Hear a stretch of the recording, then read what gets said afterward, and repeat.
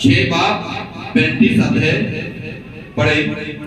यीशु ने उससे कहा, जीवन की रोटी मैं हूँ, जो मेरे पास आता है वे कभी भूखा ना होगा। यीशु ने अपने चेलों से कहा और कलीसियाओं से कहा कि जीवन की रोटी मैं हूं और जो मेरे पास आता है वह कभी भूखा ना होगा। हालेलुया। यीशु ने उनसे कहा, जीवन की रोटी मैं हूं, जो मेरे पास आता है वह कभी भूखा ना होगा। हाँ जी। और जो मुझ पर विश्वास करता है वे कभी प्यासा ना होगा। और जो मुझ पर विश्वास करता है वो कभी प्यासा भी ना होगा। आज 38। परंतु मैंने तुमसे कहा, 38, क्योंकि मैं अपनी इच्छा नहीं वरन अपने भेजने वाले की इच्छा पूरी करने के लिए स्वर्ग से उतरा हूँ।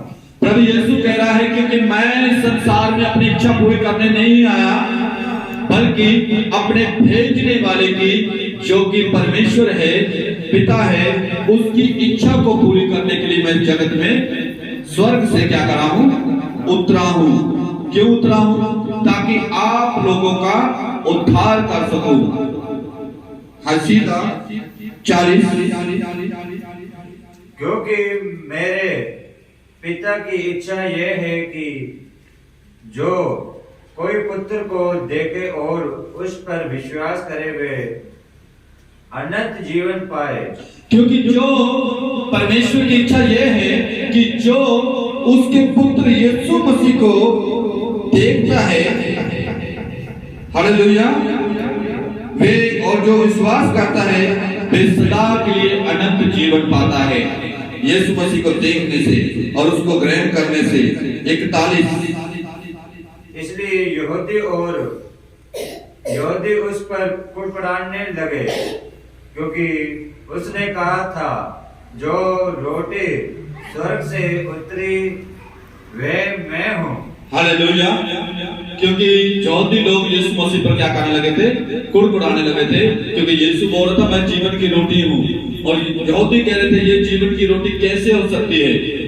Hallelujah, hallelujah. 43। यीशु ने उसको उत्तर दिया, आपस में मत कुड़कुड़ाओ। यीशु ने यहूदियों को उत्तर दिया कि आपस में एक दूसरे को देखकर मत हंसो, मत कुड़कुड़ाओ, मत ठट्ठा उड़ाओ, क्योंकि जो मैं बोल रहा हूँ सच बोल रहा हूँ।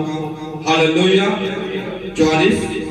क्योंकि मेरे पास नहीं आ सकता जब तक पिता जिसने मुझे भेजा है उसे खींच ना ले।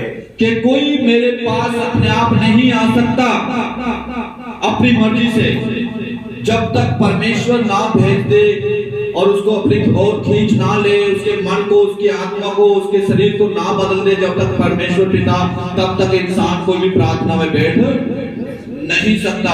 अपनी मर्जी से कोई प्रार्थना में नहीं बैठ सकता, क्योंकि दिल ही नहीं लगता यहाँ पर प्रार्थना में बैठने से शारीरिक लोगों का। शारीरिक लोग तो चाहते हैं कि कब प्रार्थना पूरी होगी और कब यहाँ से मैं भागूंगा। हालेलुया। 47। 47। मैं तुमसे सच सच कहता हूँ कि जो कोई विश्वास करता है अनंत जीवन उसी का है। जो प्रभु यीशु कह रहा है, मैं तुमसे सच कहता हूँ, जो कोई विश्वास करता है अनंत जीवन उसी को मिलेगा। 48। जीवन की रोटी मैं हूँ। यीशु कह रहा है कि जीवन की रोटी मैं हूँ। 49।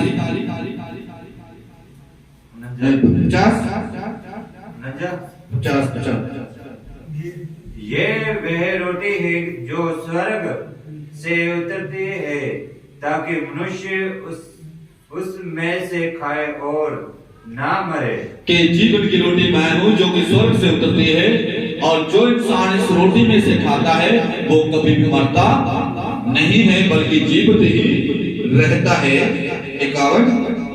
जीवन की रोटी जो स्वर्ग से उतरी मैं हूँ। यीशु कह रहा है जीवन की रोटी मैं हूँ जो स्वर्ग से उतरा हूँ। हाँ जी। यदि कोई इस रोटी में से खाए और सर्वदा जीवित रहेगा, जो कोई इस रोटी में से खाता है वे सर्वदा सदा के लिए क्या करेगा? जीवित रहेगा और कभी भी नहीं मरेगा। हाँ जी। और जो रोटी मैं जगत के जीवन के लिए दूंगा वे मेरा मांस है। जो मैं रोटी इनको जीवन के लिए दूंगा खाने के लिए, वो क्या है? मेरा मांस है, मेरी देह है।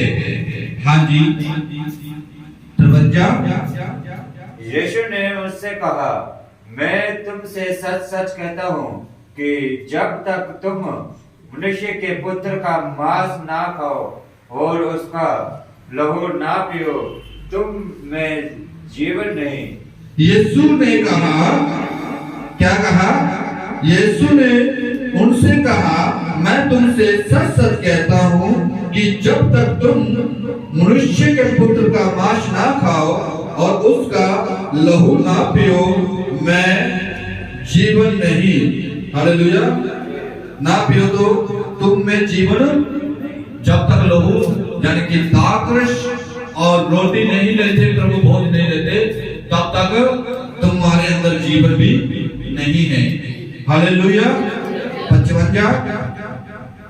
क्योंकि मेरा मांस वास्तव में खाने की वस्तु है और मेरा लहू वास्तव में पीने की वस्तु है। मेरा जो शरीर है, वचन कहता है, और क्योंकि मेरा मांस वास्तव में खाने के वस्तु है और मेरा लहू वास्तव में पीने को वस्तु है। हाँ जी। 56। जो मेरा मांस खाता और मेरा लहू पीता है वे मुझ में शीतल बना रहता है। जो मेरा मांस खाता है और मेरा लहू पीता है वो मुझ में शीतल बना रहता है। शीतल का मतलब मुझ में मजबूत बना रहता है, वो कभी भी पीछे नहीं हटता। हालेलुया। हालेलुया। परमेश्वर आप लोगों को आशीष दे। तो इस वचन को आप लोगों ने समझा भी होगा, जो सुना है। इसका अर्थ है